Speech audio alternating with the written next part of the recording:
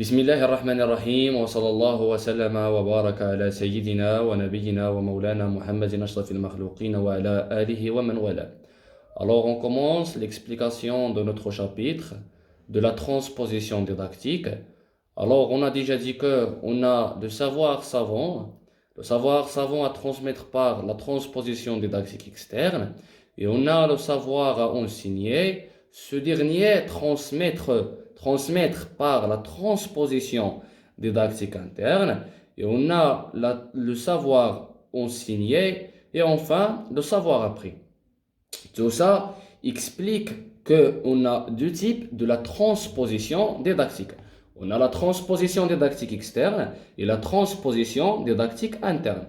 Alors, quand on parle de la transposition didactique externe, c'est la transforme le savoir savant en savoir à enseigner.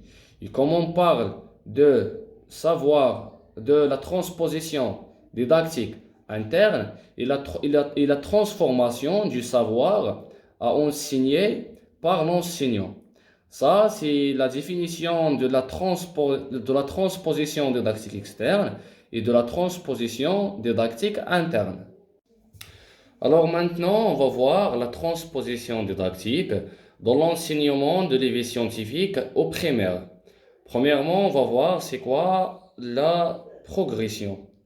Alors, la progression, c'est une organisation d'une suite graduelle de savoir en séquence séances relatives à un sujet d'étude.